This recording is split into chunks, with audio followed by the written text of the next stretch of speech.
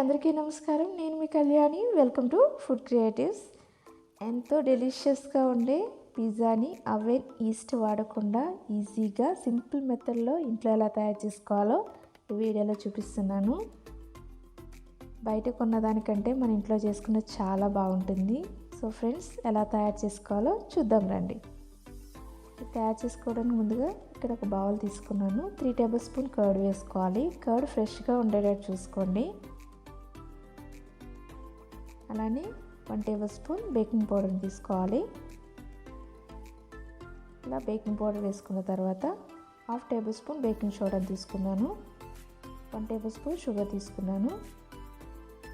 అలానే 1/2 table spoon salt వేసుకోవాలి. ఇలా వేసుకున్న తర్వాత మిక్స్ చేసుకోవాలండి. ఇది కొంచెం పొంగినట్టు వస్తుంది. ఇలా వచ్చిన తర్వాత ఇందులో 1 కప్పు మైదా పిండి వేసుకోవాలి. ఇలా మైదా పిండి వేసుకుని బాగా నీట్ చేసుకోవాలి. ఇలా 10 to 15 మినిట్స్ పాటు బాగా కలుపుకోవాలండి. ఎంత బాగా కలుపుకుంటే పిజ్జా టేస్ట్ అనేది అంతా బాగుంటుంది. ఇక్కడ నేను 1 టేబుల్ స్పూన్ మైదా పిండి తీసుకున్నాను. ఇలా మైదా పిండికి అప్లై చేసుకుంటూ బాగా నీట్ చేసుకోవాలి. పిండి సాఫ్ట్గా స్మూత్గా అయ్యే వరకు నీట్ చేసుకోవాలి.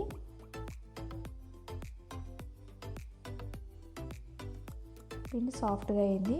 ఇక్కడ నేను 1 టేబుల్ స్పూన్ ఆయిల్ వేస్తున్నాను. మూత పెట్టేసుకుని 25 to 30 మినిట్స్ పాటు పక్కన పెట్టేసుకోవాలి.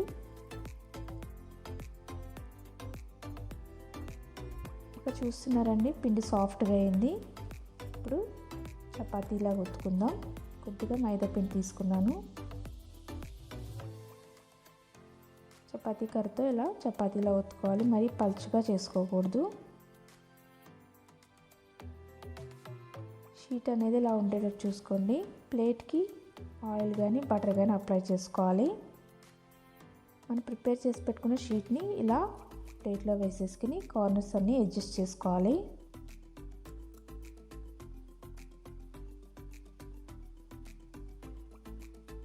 ఈ ఎడ్జెస్ని ఇలా ఫోల్డ్ చేసుకోవాలండి.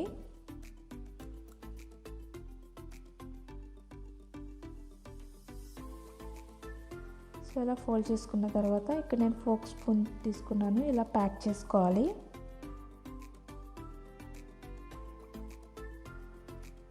ఇక్కడ నేను పిజ్జా సాస్ తీసుకున్నానండి. ఇది మనకి సూపర్ మార్కెట్లో దొరుకుతుంది. ఇది 3 to 4 టేబుల్ స్పూన్ వరకు తీసుకున్నాను. ఇలా షీట్ అంతా ఈవెన్గా స్ప్రెడ్ చేసుకోవాలి.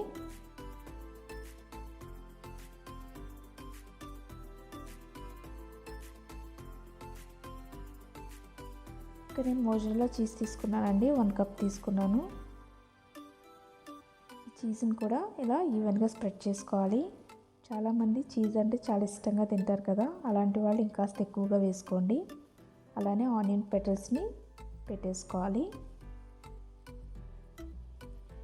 అలానే ఇక్కడ red capsicum and yellow capsicum తీసుకున్నాను.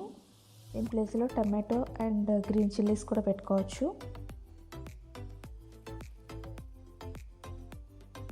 ఇలా అరేంజ్ చేసుకున్న తర్వాత ఇక్కడ నేను ఆలివ్స్ తీసుకున్నానండి. ఆలివ్స్ కూడా మనకి సూపర్ మార్కెట్లో దొరుకుతాయి. ఇక్కడ నేను చిల్లీ ఫ్లాక్స్ తీసుకున్నాను. అలానే చాట్ మసాలా వేసుకోవచ్చు, జీరా పౌడర్ కూడా వేసుకోవచ్చు. ఇది పిజ్జా చీజ్ అండి, 1/2 కప్ తీసుకున్నాను. ఇది కూడా మనకి సూపర్ మార్కెట్లో దొరుకుతుంది. ఈ ఎడ్జెస్కి ఇలా ఆయిల్ కానీ బటర్ కానీ అప్లై చేసుకోవాలి.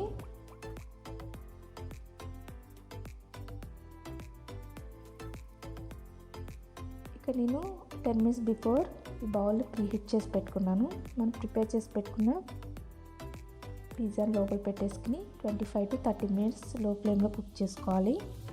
ఇది బాగా బేక్ అయిపోయిందండి. బయటికి తీసేసుకుందాం. పిజ్జాని కట్ చేసేద్దాం. ఎంతో సింపుల్గా పిజ్జా తయారు చేసుకున్నాం కదా. టేస్ట్ కూడా చాలా బాగుంటుంది. మీరు కూడా ఇంట్లో ట్రై చేయండి.